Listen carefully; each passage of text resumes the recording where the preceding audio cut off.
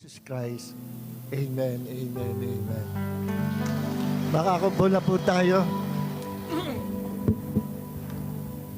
Makikisuyo nga po ng ating Silya.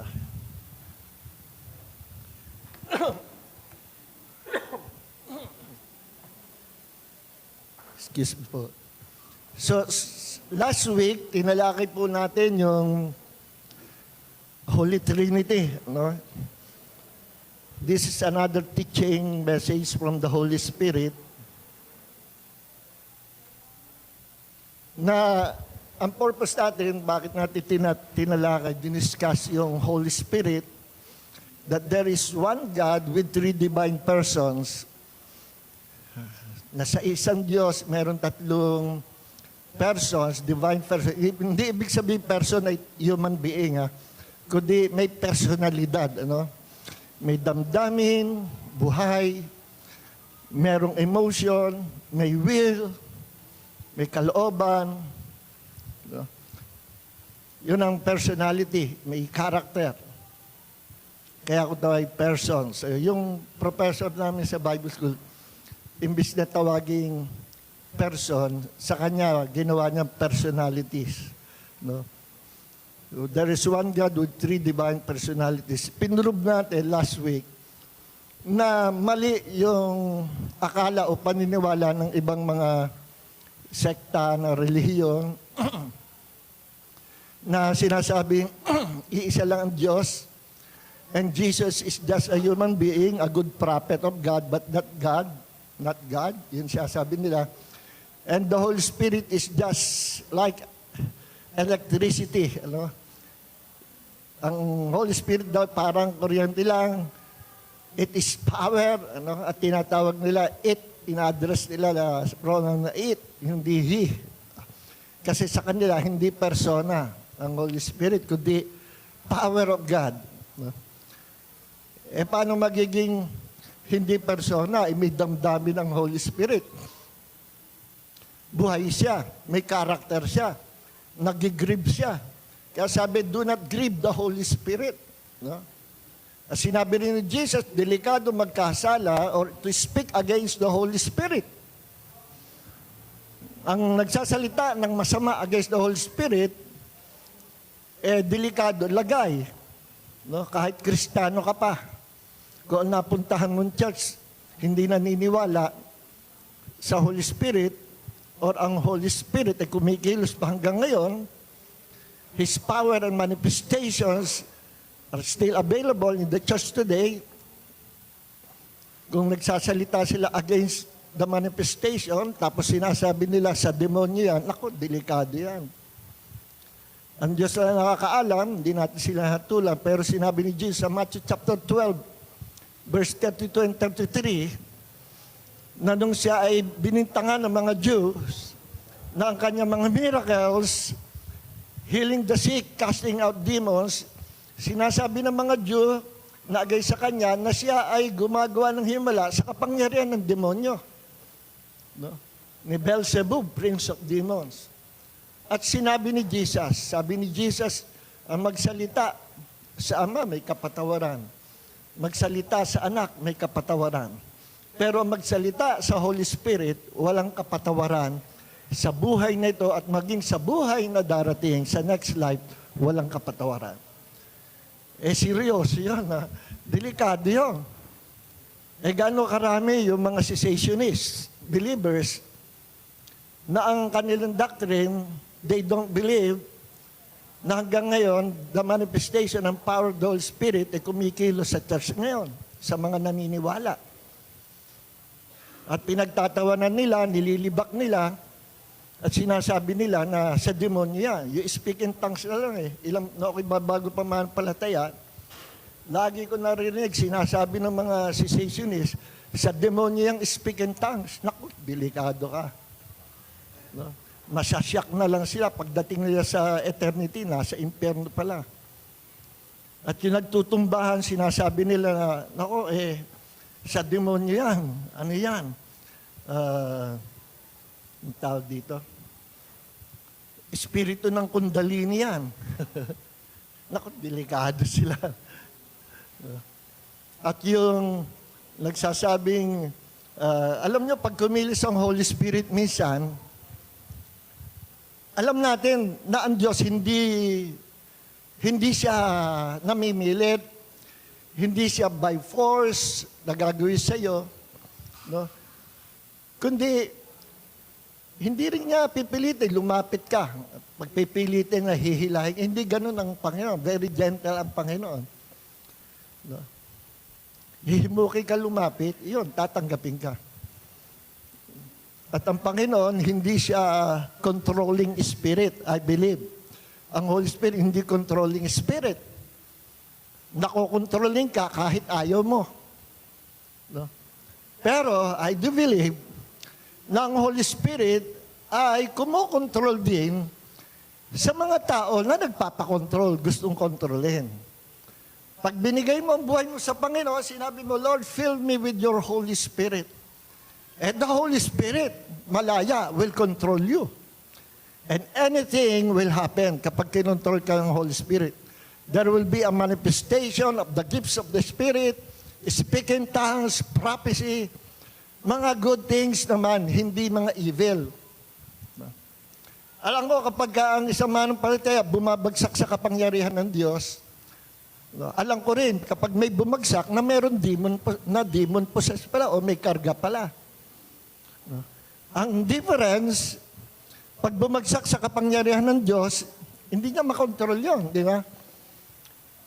Di ba, minsan, pag naglelehal, kakapuspusan, basta nalang bumabagsak, hindi niya matagalan ng presence of God. No? Kahit kontrolin mo, ayokong bumagsak, biglang bagsak din. Yun ang kinikriticize ng mga cessationists. Sinasabi nila, kapag may controlling spirit, it is a demonic spirit. Diba? Hindi naman lahat. Dahil ang Holy Spirit, minsan, kumukontrol din sa mga gustong magpakontrol. At meron ding scripture sa Bible na may pangyayari na kahit ayaw pakontrol ng tao, ang Panginoon ang nasunod dahil may divine purpose. Remember si King Saul? No, hinahanap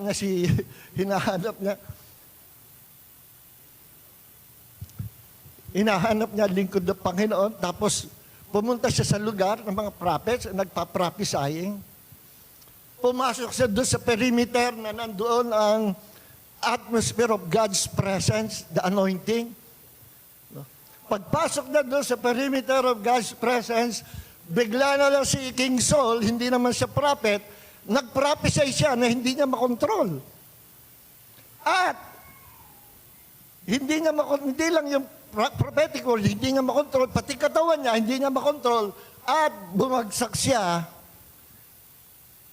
na hindi niya makontrol. At ito pa, sabi sa Bible, bumagsak siya naked. Ewan ko kung anong naked, kung natanggal yung outer garment niya, natira yung inner garment niya, o totally nude, o ano.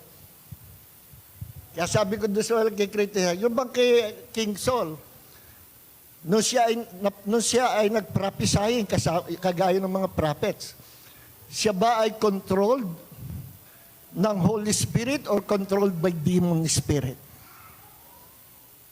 Ang Bible magpapaliwanag. Of course, Saul was controlled and under the power of the Holy Spirit. Pero hindi niya makontrol. Yan ang isang example.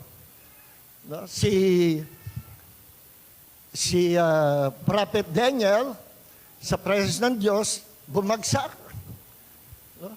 Hindi rin niya makontrol yun. Even John, the beloved, sa island of Patmos, nung nandiyan ang presence ng Diyos, bumagsak din siya. Hindi niya matagalan, hindi niya makontrol yun. At sa Book of Acts chapter 2, nung bumuhos ang Holy Spirit, hindi makontrol ng mga mananampalataya, nag-speak in tongues yung 120 believers sa upper room. No? Basta nila sila salita na ibang wika, at ang kanilang kilos, hindi nila namamalayan kung anong kinilos nila. At yung mga dayuhang nandoon, iba-ibang lahi, na-witnessan yung pangyayari. Siguro maingay, nag-speak in tongues sila, tiningnan nila, aba, ang comment nila, ang aga-aga pa, mga lasing na. Mga lasing niyang mga yan. So ano kaya ang itsura ng mga 120 believers nung sila napuspos? Ang nakita ng mga witnesses, mga lasing pala yung mga yan. Hindi nila alam na puspos sila ng Holy Spirit. Kaya si Peter nag-preach Pinaluwanag niya kung ano nangyari. At libo kaagad ang tumanggap sa Panginoon. Again, kagaya noon, hindi nila namala kung ano kinilos nila. Baka sila pasuray-suray na ganyan. Bukod sila nag-speak in tongues, tumatawa sila dahil ang mga lasing, pag nasaya, tawa ng tawa, kanta ng kanta. Huwag lang mababad trip. At baka manaksak. Pero yung kalasingan sa Holy Spirit, ganun yung naranasan nila. Kung kayo nasa kalagayan nila, kikilos ba kayo na pahapay-hapay, para lasing? Dadrama ba kayo gano'n? Magtutumba-tumbahan kayo? Hindi. Nangyayari lang yon, hindi mo makontrol. Kasi controlled by the Holy Spirit. Kaya debunk yung argument na pag controlling spirit, hindi yan sa Diyos, sa demonyo yan. Sino may sabi sa'yo? Ang dami sa Bible, si King Saul nga, ebidensya nila, hindi niya makontrol eh. Gusto ba ni King Saul, nakahubad siya? Gusto ba ni King Saul, bumagsak siya o magparapisay siya? Siyempre hindi. Kasi ako, nanonood ako sa mga YouTube, tinitingnan ko iba mga ngaral, pati sa mga short vids. Kagaya na lang nung isang gabi, nagpadala sa akin nagtanong si Brother Jeff, no, anak ni Pastor Telma. Pastor Jude, pakitingnan mo nga ito, kailangan kong comments mo. Mukhang nalilito nako-confuse. Sabi ko, tiningnan ko, pinakinggan ko yung vlogger na Amerikano na sabi niya, tatlong bagay ang hindi mo makikita sa Bible. No? Sabi niya, bakit ngayon merong sinasabi, be filled, be filled, be filled, be filled, be filled. Masama daw yon. Wala raw sa Bible yon. Masyado legalistic. Tsaka yung natutumba, yung hindi makontrol. Sabi, pag hindi makontrol, sa demonyo yan. Tapos, sabi niya, isa pa, pangatlo, hindi dapat sambahin ang Holy Spirit. Walang binanggit ang Bible na ang Holy Spirit ay pwedeng sambahin or pwedeng panalanginan. Ayan. Wala doon binanggit. Tama nga naman. Yan yung argument na gusto kong i-debunk, gibain sa araw na ito. No? Kasi hindi lang yan yung nangangaral ngayon na hindi tayo pwedeng manalangin sa Holy Spirit. Hindi daw natin pwede sambahin ang Holy Spirit. Marami. At ang nagtuturo pa niyan, hindi basta-basta. Yung iba, mga kilala pa nga. Kilalang mga theologians. So dumadami ngayon. At yung mga paniniwalang yan, pumapasok ngayon sa body of Christ. At marami ang naniniwala. Pero ako, hindi ako naniniwala. Ang stand ko, we can pray, we can talk, we can worship the Holy Spirit. At patutunayan natin yan sa Bible. Sabi nila, wala naman sinabi sa Bible na kausapin mo ang Holy Spirit eh. Eh sila, hindi nila nakita. Ako nakita ko sa Bible. No? Na kinakausap ang Holy Spirit. That means, pwede ka makipag-usap sa Holy Spirit at ang pakikipag-usap sa Holy Spirit is prayer. Nakikinig po ba tayo? Wala daw sa Bible. Ay, yung mga nagsasabi wala sa Bible, mga theologians yan. Hindi yan basta-basta ang ordinaryong mga beginners. Pero hindi nila nakakita sa Bible. Pwede kang maging matalinong tao eh. Pero kung hindi galing sa Holy Spirit at revelation, pwede kang maging aanga-anga. At mawalan ka ng wisdom, at basta ka nalang magkikriticize, babanat ka na lang. No? Sino may sabing wala sa Holy Spirit, nakausapin ang Holy Spirit? Sino may sabing walang talata sa Bible na ang Holy Spirit pwedeng kausapin? Meron, pakikita natin sa umagang ito. No? So last week, pinurub lang natin that the Holy Spirit is part of the Godhead. We have one God with three divine persons. God the Father, God the Son, God the Holy Spirit. The Father, Jesus, and the Holy Spirit, silang tatlo, tinatawag na Yahweh. Yun ang pangalan nila. Sa Old Testament, ang Holy Spirit tinawag na Yahweh. Si Jesus, tinawag na Yeshua. Yeshua means God our salvation. Na yung pangalan ni Jesus na Yeshua, galing sa dalawang Hebrew word or Aramaic. Yahweh, Oswa. The Lord, our salvation. At tinatawag din si Jesus sa Bible na God. In the beginning was the Word, and the Word was with God, and the Word was God, and the Word became a human being. Maraming talata sa Bible na ipinuprove that Jesus Christ is 101% God. Kaya naman hindi makita ng INC yan, mga Jehovah's Witnesses at iba pa mga cult religions, kasi bias na sila. No? Ayaw nila magsasaliksik na walang bias. Ang gusto nila paniwalaan ko, ano yung sinabi ng kanilang mentor or kanilang ministro, hanggang doon na lang sila. No? Hanggang doon na lang sila. May mga ILC ako nakausap na eh. Sinubukan ko rin makipag-usap sa kanila sa forum yun, forum debate. Ilang beses ko sila na-debunk pero talagang ayaw pumayag. Napaamig ko, sabi ko, ibang title ng Alpha and Omega, pwedeng kuhanin ng tao, pwede ikabit sa tao, hindi raw. So naniniwala kayo, Alpha and Omega, title lang ng Diyos. Tunay na Diyos. Yes. Nakalimutan nila, binanggit sa Revelation 22, verse 13, na sinabi doon, I am the Alpha and the Omega, the beginning and the end, the first and the last. Pagdating sa verse 17, I, Jesus, si Jesus pala yung nagsasalitang I am the Alpha and the Omega. So, ibig sabihin, si Jesus Alpha and Omega, sa yung pasimula at wakas, He is God. Pangalawa, sabi ko sa taga-ILC, hindi ko maalam kung ministro yung kausap ko eh. Magaling din siya. Sabi niya, sabi ko, so, Brad, ikaw ba naniniwala na ang creation nilikha ng Diyos? Yes. Meron bang tao kayang lumikha ng creation, universe? Wala, Diyos lang. Okay, huli ka na kagad. Alam mo sa debate, ganyan eh, paaaminin mo muna. Huwag kang banat.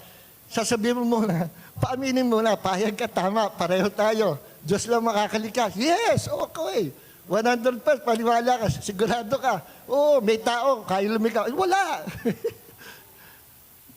Pagdating sa Colossians chapter 1, verse 16, and Jesus, by Him, sa pamagitan ni Jesus, everything was created, both in heavens and on earth, visible or invisible, everything was created by Him, for Him, and through Him. Sino ngayon lumikha sa universe? Si Jesus. Ugmaya sa John chapter 1, verse 3. And the Word created all things. That without Him, nothing can be created. Imagine, kung wala daw si Jesus, walang malilikha. Ayaw, debunk na naman sila.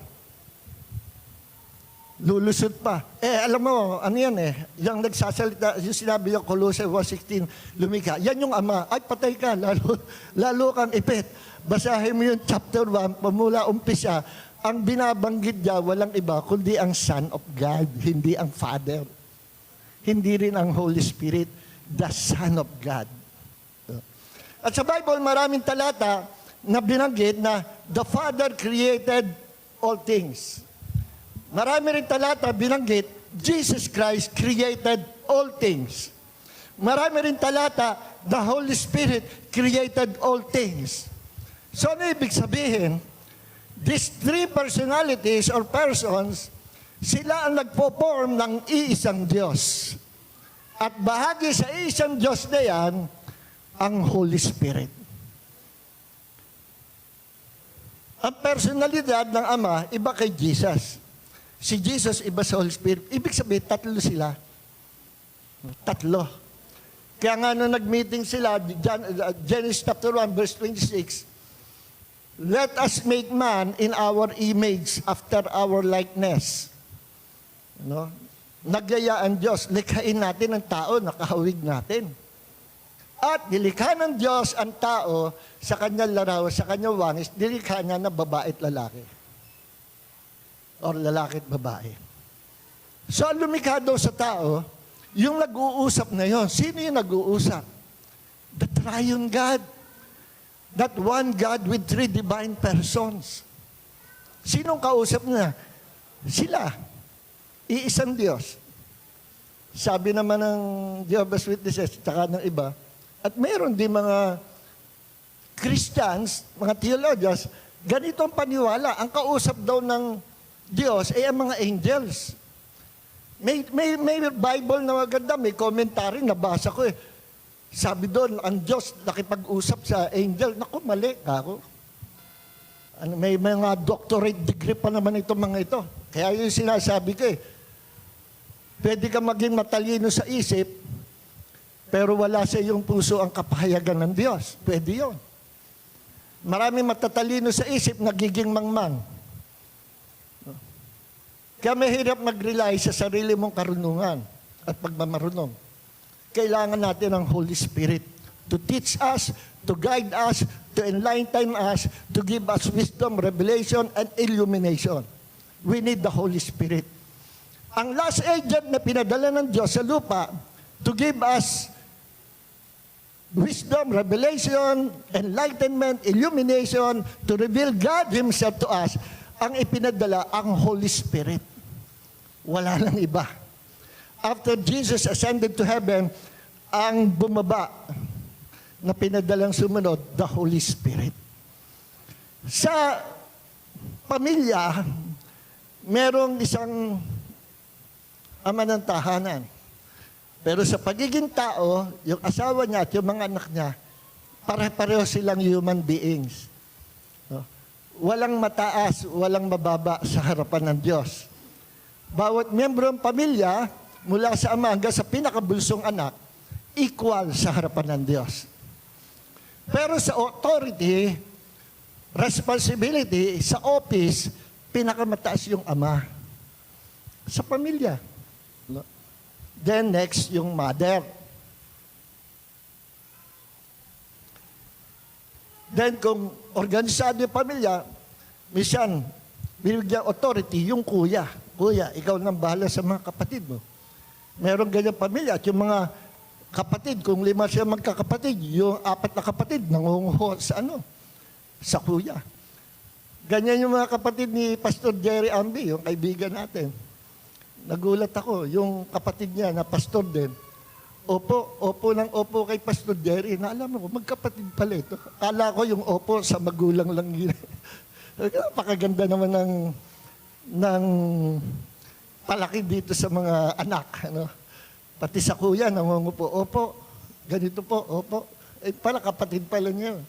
Mga kapatid niya, nangungupo sa kanya. Sabi ko, ang ganda ng palaki sa kanila. Nag-impart ng authority.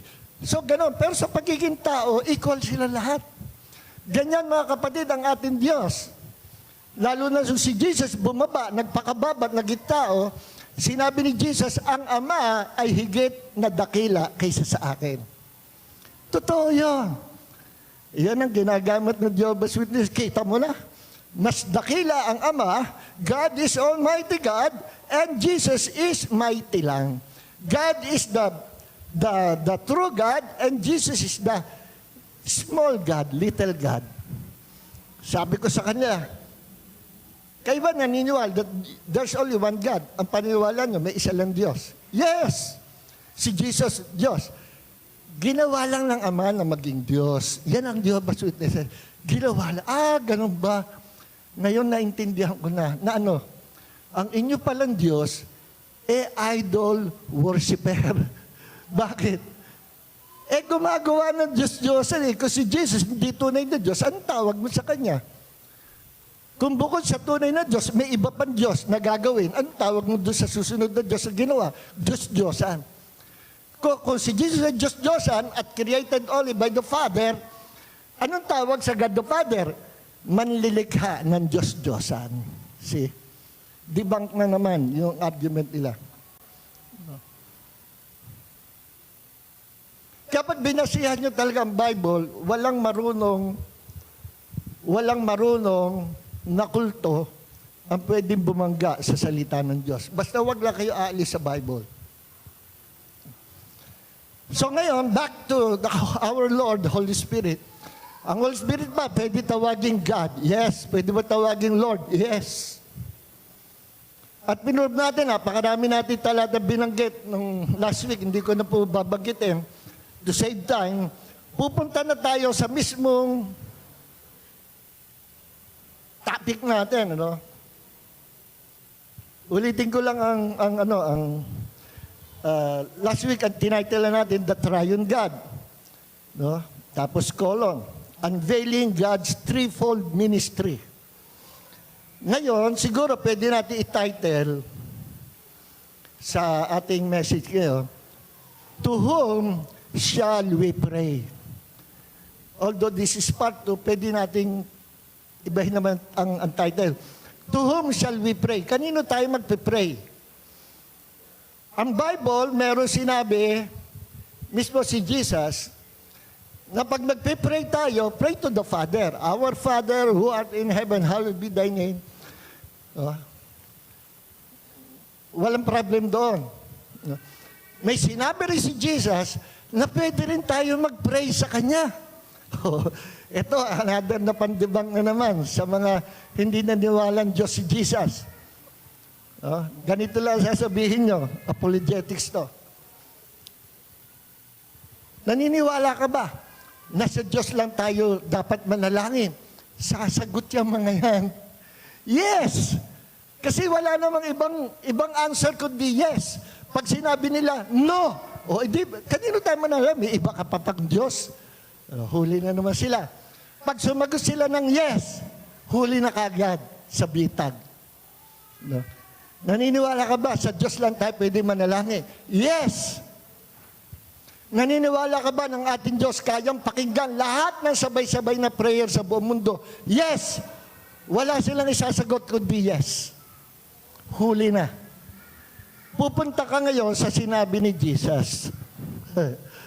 Sabi ni Jesus, John chapter 14, verse 13 and 14, And whatever you ask in my name, this I will do, so that the Father may be glorified in the Son. Ano mang inyong hingin sa aking pangalan, ay siyang gagawin ko. Sinong gagawa? Ang God the Father, sabi dito si Jesus. So ano yung gawa? Sasagot sa panalangin. Kaya ba niyang gawin na sumagot sa lahat ng panalangin sa buong mundo? Yes! Bakit? Kasi siya ay omniscience, all-knowing. Omnipotent, all-powerful. Omnipresence, present everywhere. Di ba sinabi ni Jesus, For where 2 or 3 are gathered together in my name, nandoon ako sa kalagitnaan nila. Saan man nag-gather, nagtipon, ang sino mang grupo sa aking pangalan, doon ako sa kalagitnaan nila. Ngayon, Sunday, sa buong bansa at sa iba-iba pang bansa na umaga ngayon, may gathering na nalilikha ng presence ni Jesus, nasa kalagitnaan nila, nasa kalagitnaan natin, nasa kalagitnaan ng lahat ng tunay na churches. Sino makakagawa niya ng present everywhere? Only God. The omnipresent God. Ano sabi ni Jesus? Kung saan nagkakatipon, 2, 3 sa aking pangalan, nandun ako sa kalagitnaan nila. Proof that He is omnipresent. Only God can present everywhere. At sinabi rin sa Bible ni David sa awit, patungkol sa Diyos, kahit saan ako pumunta, kahit ako'y pumunta sa hell, naroon ka. God is present everywhere. Okay. So sabi dito ni Jesus, whatever you ask in my name, this I will do so that the Father may be glorified in the Son. Verse 14. If you ask me, if you ask me, kasi doon sa verse 13, pwede palusutan eh. O, humingi sa pangalan ni Jesus. Ibig sabihin, sa Father ka lang magpipray, gagamitin mo lang na access or password, yung pangalan ni Jesus. Pwedeng lumusot. Ano? Kaso pagdating sa verse 14, mas nagliwanag. Sabi dito, if you ask me, sabi ni Jesus, anything in my name, I will do it. Ano sabi? If you will ask me. Ibig sabihin, we can pray, we can talk directly to Jesus. Walang ibang padrino. Hindi ka na dadaan kay St. Paul, kay St. Peter, kay Virgin Mary. Walang iba. Kung ikaw ay member ng Kingdom of God, na born again ka, may access ka directly kay Jesus, may access ka directly sa Father, may access ka directly to the Holy Spirit. At ang sabi ni Jesus, if you will ask me, kung kayo ay hihingi sa akin, kita niyo? I will do it. So, dito, establisado, walang problem. We can pray to the Father, we can pray to Jesus. Ang problem ito, marami ngayon nagtuturo na we cannot pray or we must not pray to the Holy Spirit. At sinasabi nila, hindi mo dapat sambahin. We must not worship the Holy Spirit. We must not pray to the Holy Spirit. Bakit? Kasi walang scripture na sumusuporta dyan. Sino may sabi sa iyong wala?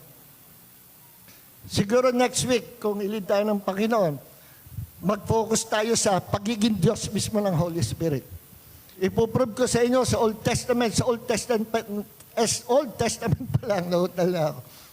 Ay interchangeable yung pangalan ng Lord Yahweh sa Holy Spirit. Binabanggit ang Espiritu ng Diyos, then tinatawag na siya si Yahweh. And the Spirit of the Lord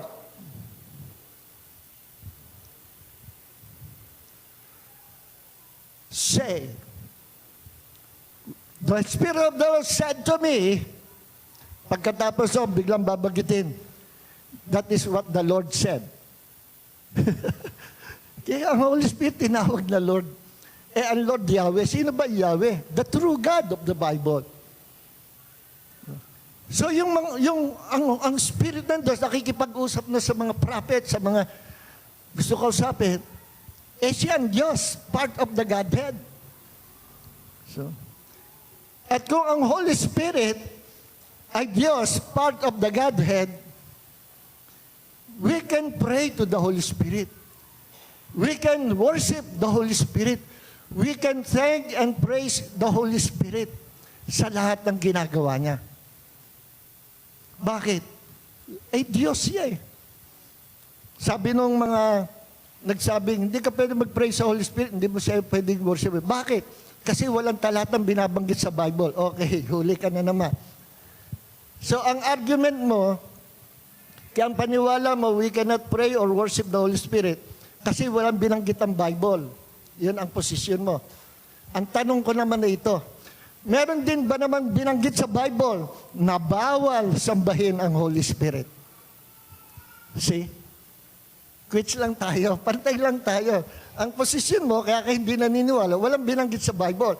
Ang posisyon, naniniwala ako kasi wala namang binanggit sa Bible na bawal sambahin ang Holy Spirit.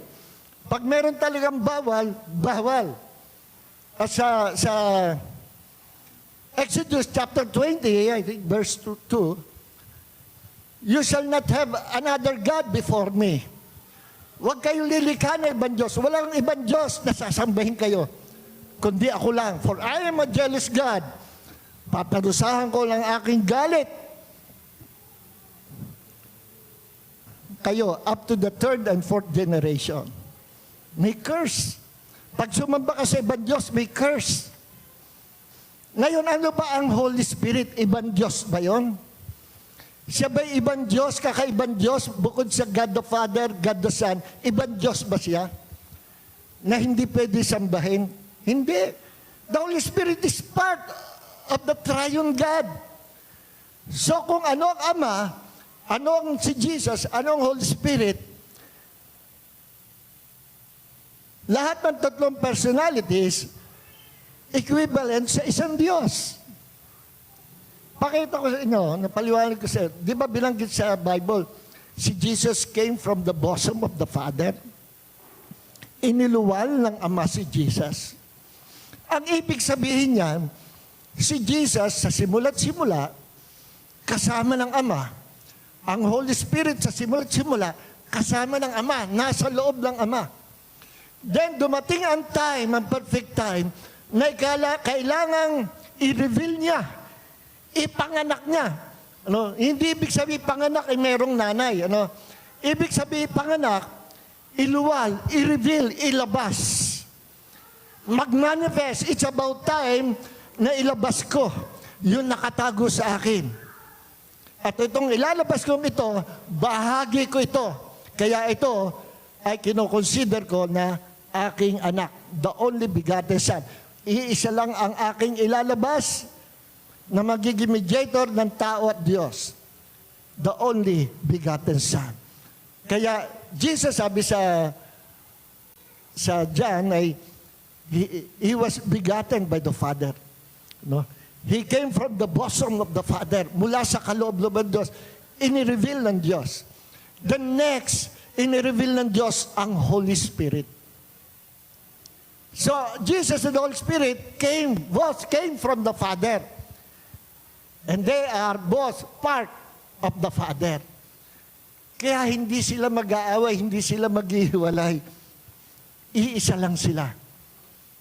Nung nilikhaan ng Diyos ang tao, likhain natin, kalaraw, kawangis natin. Bakit? Ano ba ang Diyos? God is a triune God. Meaning, one God with three personalities. No? Anong tao na nalikha? Man is a triune being. I am one. Isa lang ang Pastor Joel. Pero sa buong pagkatao ko, in my whole being, I am a tripartite being. You are a tripartite being. Ano ibig sabihin? Meron akong tatlong elements or dimensions sa loob. Spirit, soul, and my body. Tatlo rin. Kayo rin, bawat sa inyo, may spirit, may soul, may body. Hindi tayo galing sa hayop. Hindi tayo mataas na uri ng hayop, kagaya ni tinuturo ng science. Kita nyo ang science? No? Pwede ka maging matalino sa utak, sa isip, pero mangmang ka sa katotohanan. We are not animals. Kita nyo sumikat si ano? Ang tawag dito? Yung imimbento ng man came from apes, si Darwin, Charles Darwin. Sumikat siya. Sumikat sa maling paniniwala. Ang pinagbasihan lang niya na ang tao'y galing sa unggoy, nakakuha lang siya ng isang ngipin o pangil ng chimpanzee yata yung kung ano. Very weak yung kanyang posisyon. Pero ang buong sanlibutan, buong universities, in-embrace yung kanyang theory na hindi naman totoo. Hanggang ngayon, tinuturo sa universities. No? Kaya pwede kayo maging graduate sa universities, may doctorate degree, kung ano-ano. No? Kita niyo yung isang speaker. Bagitin yung pangalan. Ang tawag nila, palengkera. No? Abay, ano yun? Hindi ko maalam kung summa cum laude sa law. No? Cum laude daw yun. Ibig sabihin, daig niya yung ibang mga classmate niya, nangunguna siya. Pero pagdating sa pagiging tagapagsalita, nagiging mangmang. Bakit? Kapag kumampi ka sa masama, mawawalan ka ng wisdom. Kahit anong talino mo. Kapag kinampihan mo masama at dinedepensahan mo siya, pati rin ikaw, magkakasala at magiging mangmang din, kagaya ng taong idinidepensa mo. See? Pinagtatawanan siya eh. Kasi kung ano-ano lumalabas sa salita niya. No? Pinagtatawanan siya ng ibang mga abogado. Kung ano-ano lumalabas. Pero matalinong tao. Si Kibuloy, napakatalinong tao po niyan. Mag-usap kayo sa politika, normal na normal eh. Mag-usap kayo sa science, normal na normal. Name it. Pero pag pinag-usapan niyo yung religion, spirituality, the Word of God, iba na. Ano? Hindi sira ang ulo niya. Hindi sira ang ulo niya. Siya ay, ang tawag doon, nagkaroon ng spirit of delusion. Alam niyo yung delusion? Pag nagkaroon ng spirit of delusion, it's a demon spirit. You are not possessed by demons, pero yung isip mo, napasok ng spirit of delusion, a demon spirit, na pinaniwala ang kanyang sarili na siya yon. Pinaniwala ang kanyang sarili na siya ang owner of planet Earth. Pinaniwala ang kanyang sarili na siya ang owner, may-ari ng lahat ng kaluluwa ng tao. See? Gaano kaungasan yung idea na yun? Pero sa kanya, sa isip niya, hindi siya nagsisinungaling. Naniniwala siya na siya'y sugo talaga. Pero ang problema, pag bumalik ka sa Bible, magliliwanag. Ano ba yung pinagsasasabi mo? Bumalik ka sa Bible, ma-enlighten ka. Alam niyo po ba may power sa salita ng Diyos to bring light to the mind, to the heart of the people? Merong power sa salita ng Diyos na baguhin, gawin kang normal. Doon sa book ni Kenneth Hagin, meron niyang retarded na babae. During every Sunday worship service, sinasama ng nanay niya, dalagitan na ito. Hindi na nila pinapansin kasi parang small church, family church. Alam nila ganun yung bata. Ano na siya, teenager o dalaga. During worship service, gumagapang sa ilalim ng mga silya. No? Parang bata. Yes, hindi normal ang isip. Pero ginawa sapagkat binabad sa Word of God. Dumating ang time, namatay na nga yung magulang niya, nakababad pa rin sa Word of God. Dumating ang panahon, yung babaeng yon, naging normal ang isip. Naging normal. Naging mabuting mananampalataya. At nagkaasawa. At nagkaroon ng mga anak. At nagtayo pa ng business. Miracle yun. Bakit? Sa pamagitan ng kapangyarihan ng Diyos. The Word of God has power. The Word of God has the power. Napagaling, pati yung may sakit sa isip. Sister Sisang, nasira ng isip na yung matanda na member ng church natin. Lagi kumakanta, ano yung kanta niya? Pag-asa ng buhay, parang gano'n. No? Matanda na siya. Then, nung nasa Barleta pa ang church namin, pagdating ko doon, nagtatago doon sa kwarto. Nabaliw na. Because of fear, too much fear. Mali niya ang intindi niya doon sa doktor. Sabi ng doktor, mamamatay na raw siya, wala na raw sa pag-asa. Yung pala, sabi ng doktor, parang tinakot lang siya. Kaya dapat ingat din yung mga doktor. Nanay, hindi nyo iinumin to. Ay siya, bahala ka. Pag hindi nyo ininom itong gamot na ito, ay siya, mamamatay kayo. Yung mga ganun salita, dapat ingatan din. Ano? Inabsorb ni Sister Sisang. Sabi ko, Sister Sisang, kamusta kayo? kilala niyo po ba ako? Sabi ng mga kapatid, naku, pastor, nabalunas.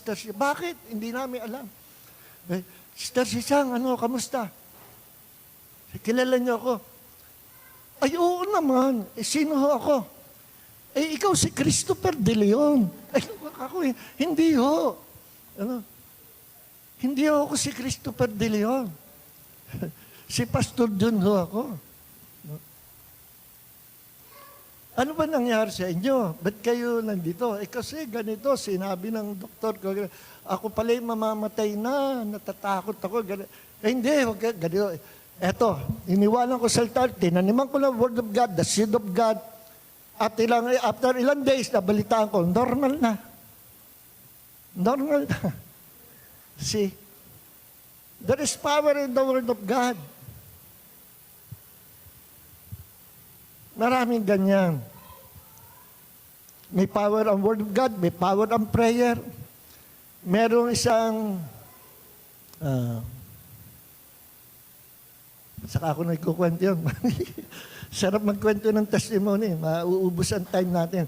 Okay. So, can we pray to the Holy Spirit? Of course. Meron ba supporting scripture na tayo ay pwedeng kausapin natin ang Holy Spirit? Yes. Saan? Nasa Bible. Buksan natin ang Buksan natin ang Ezekiel. Book of Ezekiel. Chapter 37, verse 4. Itong senaryong ito, dinala ng Panginoon si Prophet Ezekiel doon sa valley. Valley of napakarami, thousands of bones and skeletons.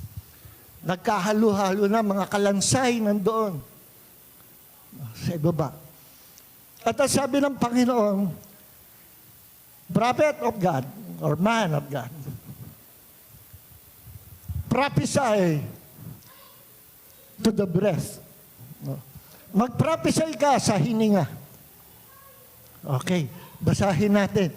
Nung nag-prophesy si Prophet Ezekiel, akalain yung mga kalansay, hinanap yung kanya-kanyang parte. Nasaan yung kamay ko, yung braso ko, yung paa ko, nag-assemble sila. At nag-assemble na, nagkaroon na ng laman. Nung nagkaroon laman, naging hubog tao na. Naging mga tao na. Then dumating ang hininga, the breath of God, nabuhay. Kailan na-release ang breath of God? Nung nag-prophesy, ang man of God, doon sa breath, doon sa hininga. Tingnan nyo, babasahin ko sa inyo. Kinausap ni Ezekiel ang hininga. Okay. Ezekiel 37, verse 4. Then he said to me, sabi ni Ezekiel, prophesy to these bones and say to them, dry bones, hear the word of the Lord. Pagdating sa verse 5, Ezekiel 37, verse 5. This is what the sovereign Lord says to these bones. I will make breath enter you, and you will come to life. Okay. Verse 9. Nagtaw tayo, verse 9. Then, Ezekiel, then he said to me, then God said to me, prophesy to the breath. Mag-prophesy ka sa hininga. Prophesy, son of man, and say to it, this is what the sovereign Lord says. Come, breath from the four winds, and breathe into this slain, that they may live. Verse 10. So I prophesied as he commanded me. Kaya ako, nag-prophesy ako ayon sa iniutos sa akin ng Diyos. And breath entered them. They came to life and stood up in their feet, a vast army. Ito ay vision patungkol sa pagbangon, sa pagiging bansa, pagbangon ng bansang Israel. Ng bansang Israel, mabubuo uli. At nangyari nga, nabuo uli ang bansang Israel. After more than 1,000 years. Naging bansa. Imposible yun mangyari. Dahil ng mga panahon na yun, nangalat ng mga Diyos sa 4 na sulok ng daigdig. At palaboy sila, parang pulubi. Wala nang bansang tumanggap sa kanila. At ang Pilipinas, panahon ni Manuel L. Quezon, naawa ang Pilipinas sa mga Jew. Pinapasok ng Pilipinas ang kung 1,000 na mga Jew, kung ilang. At sila'y tumira na matagal sa ating bansa. Iniligtas sila. Dahil ang mga Jew pinapatay noong mga panahon na yon, ng mga Germans. Alam nyo, yung kasaysayan na yan, hindi makalimutan ng Israel sa kabutihang ginawa ng ating bansa sa kanila. Kaya forever, ang Israel at Pilipinas ay best friend. Nakikinig po ba tayo? At ang sabi sa Bible, those who pray for Israel or for Jerusalem will prosper. Kaya ang ating bansa kahit, alam niyo po ba, the worst, ako'y 71 years old na, nadaan ako napakaraming gobyerno, iba-ibang presidente. Sasabihin ko ito sa inyo, not to criticize our government, but to pray for our government. Sapagkat sa lahat ng government, ito po yung panahon natin na walang ginawa, kundi nakawan ng nakawan. Nakawan ng nakawan. Yung binabayad nating mga taxes, nakawan, parti dito, parti doon. Trillion ang nananakaw. Kaya, let's continue to pray for our country, mga kapatid. Hindi natin hinusgahan sino man o leader, pero ito'y kilos ng demonyo to destroy the promise of God sa ating bansa, to destroy our future.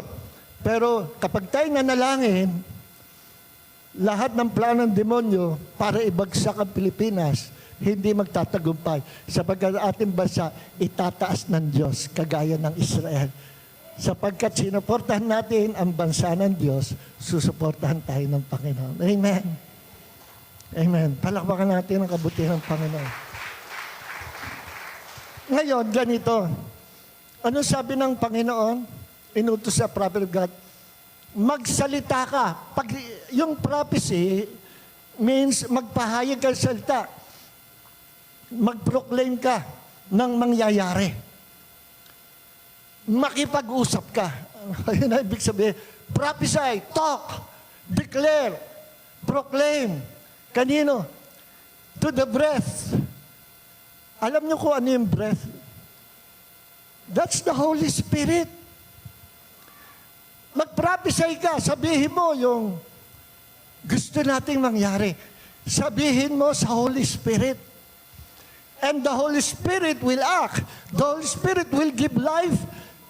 Kasi sa Bible, laging ang eksena ng Holy Spirit is to give life. Tandaan nyo, nung ginawa ng Panginoon, nilikha ng Diyos ang tao, ayos na, may katawan na, pero hindi pa rin buhay. Dahil sabi, at hiningahan, God breathed the man into his nostril, the breath of life. That breath was the Holy Spirit. Nagbigay buhay sa tao. Kaya nagkaroon ng tao sa mundo. Because of the breath of life, the Holy Spirit. Laging kapartner ng Ama ni Jesus ang Holy Spirit. No? Because He is God. Only God can give life. Jesus has the ability to give life because Jesus is also God. No? Wala tayong tatlong Diyos. Ano? Meron tayong isang Diyos. At sa isang Diyos, may tatlong personality. Nakikinig po ba tayo? Yung kaluluwa ko, iba sa espiritu ko. Espiritu ko, iba sa katawan ko. Pero yung tatlo, spiritual body, nagkakaisa. As one person. Hindi ko pwedeng itakwil yung kaluluwa ko. Hindi pwede. Mamamatay ako. Hindi ko pwede itakwil yung espiritu ko. Hindi ko pwede itakwil ang katawan ko. Mawala ako ang katawan. So lahat may function. Iisa lang. And I am just a one Only one human being. Hindi ako tatlo, isa lang. Same with God. Same with God.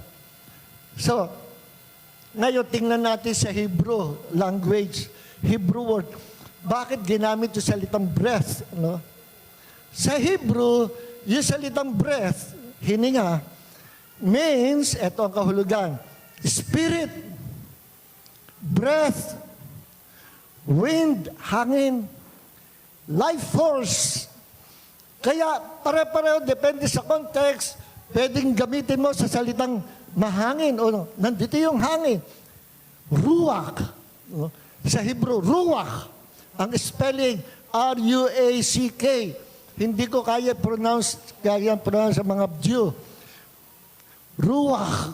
Ganun sila eh. Ruach. Nandito ang hangin, mahangin. Pwede gamitin sa salitang ruach. O kaya, sabi, kinakapos ako ng hininga. Again, yung ruach ang pwedeng gamiting salita. At referring to the spirit of a human being, pwede rin sabihin ruach ng human being. At referring to God, pwede rin sabihin ruach, Holy Spirit, ruach. Ano? I think yung holy ay sa Hebrew ay kadesh yata yung kadesh. Hindi ako ruach kadesh. No? So, dito, patungkol ito sa pagbuhay ng Panginoon sa mga kalansay, pagbibigay buhay. So, ito ay patungkol sa Espiritu nagbibigay buhay. So, yung ruach na breath na tinatawag dito, nakausapin daw ni Ezekiel, walang iba kundi ang Holy Spirit, the Spirit of God. Talk to the Spirit. Prophesy to the Spirit. Sabihin mo yung gusto mo mangyari. And it will come to pass. So ito, isang matibay na talata na pwede mo palang kausapin ang Holy Spirit. Yes. Pwede mo rin sambahin ang Holy Spirit kasi hindi naman siya ibang Diyos. Siya ay Diyos. Kaya natutuwa ang Ama kapag iyong tinataas, sinasamba si Jesus. Natutuwa rin Ama kapag iyong sinasamba, itinataas din ang Holy Spirit. Pinaparangalan siya. Pero number one, sa plano ng Ama, no, to glorify the Father and even the Holy Spirit, let's always exalt the name of Jesus. Why? Kasi ang buong authority ng Ama, buong Panginoon ng Ama, ay ibinigay niya kay Jesus. At si Jesus at ang Ama ay iisa.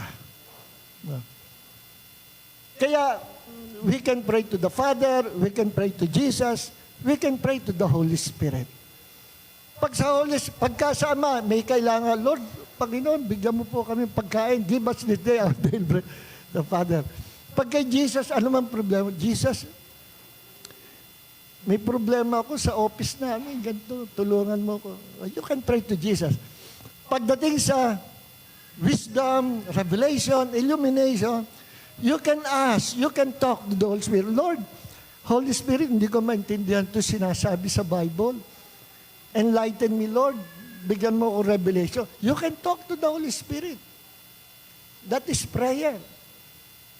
At one time, totoo ito, one time, galing kami sa bahay, meron tayong evening service, dali-dali kami ni Pastor Lili.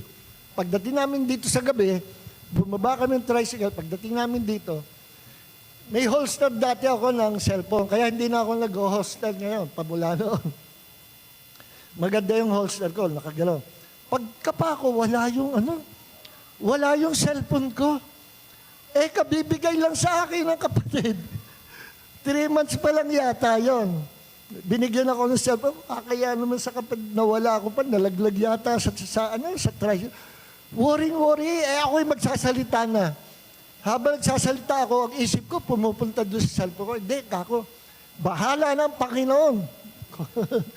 Hindi yan pababayaan ng Panginoon. Hanggang sa kami ni Pastor Lili, tapos na service, sumaglit kami sa SM. Yung parehan laman ng isip ko, yung nawalang cellphone. Then, pumunta ako sa CR. Sabi ko, punta lang ako sa CR. Habang pumunta ako, sabi ko, Holy Spirit, Lord, show me, Panginoon, nasaan po yung aking cellphone? Bagong-bago, nasaan po yung cellphone ko? Ipakita mo sa akin. Eksakto, pag jingle ko na sa CR, naniniwala ba kayo kahit jumijingle, pwedeng magbigay ng Diyos na revelation? Yes. Nakita ko in the Spirit. Ano? Hindi naman siguro ako i-slay ng Panginoon, matutumba sa CR. Hindi naman. No? Nakita ko in the Spirit na yung cellphone ko nakapatong sa rice cooker. Rice cooker namin sa kusina. Nakita ko. Sabi ko, nakapatong sa rice cooker. Ano ito? Vision. Vision ako nakita ko in the Spirit. Sabi ko, Panginoon, ito po bang answer nyo, Holy Spirit? Kasi sabi ko sa Holy Spirit, pakita mo sa akin kung nasa ang cellphone ko. Pinakita nga sa loob ng siya. Then, nung umuwi kami, pagbukas ko pala ng pinto, ang mata ko nandun sa kusina, sa rice cooker. Akala nyo ko, ano yung posisyon na nakita ko sa ibabaw ng takip ng rice cooker, nandun ang cellphone, same 100% image ang nakita ko sa vision. Nakita ko yung cellphone ko, nasa ibabaw ng rice cooker. Hanggang ngayon nag-iisip ako, paano napapunta doon? Siguro pag mamadali namin, hindi ko alam, napapatong doon.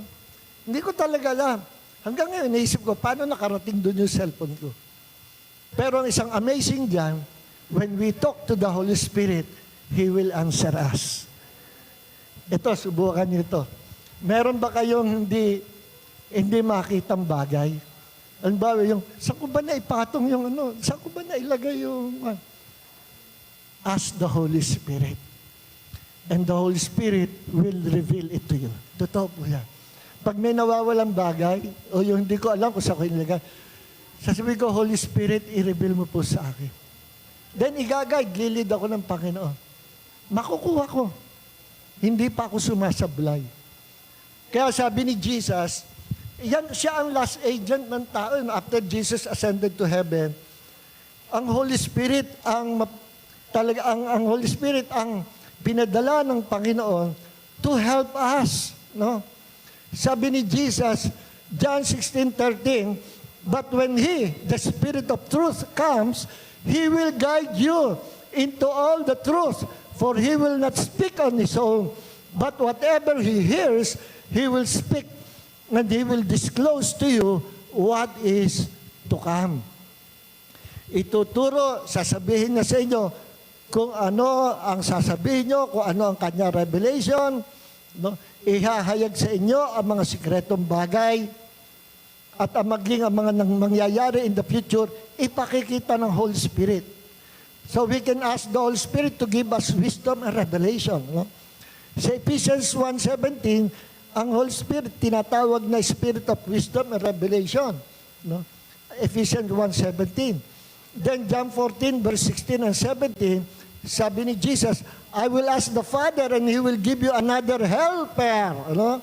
So the Holy Spirit is our Lord, hindi lang Lord, kundi helper. Ano? So that He may be with you forever. The helper is the Spirit of truth, whom the world cannot receive, because it does not see Him or know Him, but you know Him because He remains with you and will be in you forever. Nung panahon ng mga apostles, original apostles, hindi pa umakit si Jesus sa langit.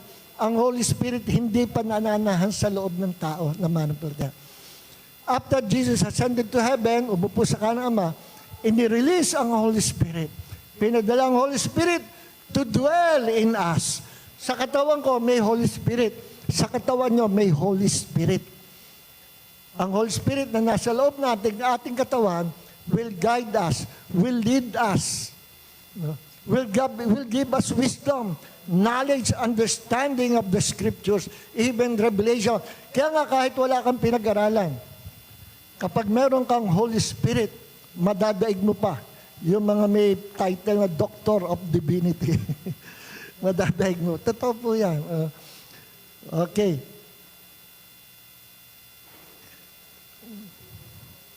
So, marami pa nga talata. Romans 8:26-27. Okay.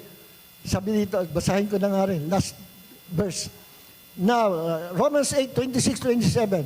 Now, in the same way, the Spirit also helps our weaknesses. For we do not know what to pray for as we should. But the Spirit Himself intercedes for us with groanings too deep for words. Ang Holy Spirit para intercessor. Pinagpe-pray tayo ng Holy Spirit. Bukod sa pwede tayo mag-pray sa Holy Spirit, pinagpe-pray din tayo ng Holy Spirit sa Ama. Si Jesus intercessor din natin. So we have two intercessors, Jesus and the Holy Spirit. Okay? And He who searches the heart knows what the mind of the Spirit is, because He intercedes for the saints according to the will of God. Okay. So, purihin ang Panginoon. Pwede nating sabihin sa Holy Spirit sa prayer, no? Holy Spirit, fill us with power to speak your word with boldness. Yan, yun na. Holy Spirit, illumine your words as we read it. Holy Spirit, help us know how to apply your word. You can talk to the Holy Spirit. So, purihin Panginoon, may natutunan po ba tayo?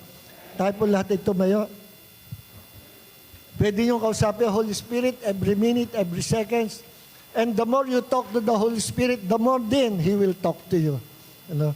Hanggang sa ma-develop yung inyong intimate relationship na kahit kayo nasaan, you can hear the voice of the Holy Spirit. Ano po yan? Sinasanay. Yung tenga natin. Ang pagsanay, how to hear the voice of the Holy Spirit is to talk, to pray to Him. Every day, every minute, every second. Nakasakay ka sa jeep, naglalakad ka, you can talk to the Holy Spirit. You can pray to God. Talk to the Father, talk to Jesus, talk to the Holy Spirit. Pero isa lang ang may papayo ko sa inyo. Diba, naglalakad kayo, we can pray. Naglalakad, nagja-jogging, nakasakay sa jeep, no? Nagbumotor. Pero isa lang advice ko, pag kayo magpe-pray sa labas, huwag po kayong pipikit. No? Alam niyo na ibig ko sabihin. Isa lang ang nakakagawa dito sa church natin na nakapikit, pumapasada ng tricycle. Nakapikit yun. Alam niyo kung sino? Si Brother Bayani. Nasa Panginoon na. Sabi nung kapatid na sa akin, Pastor John, bakit? Nakasalubong ko yung tricycle ni Brother Bay. Nakapikit, tulog si Brother Bay.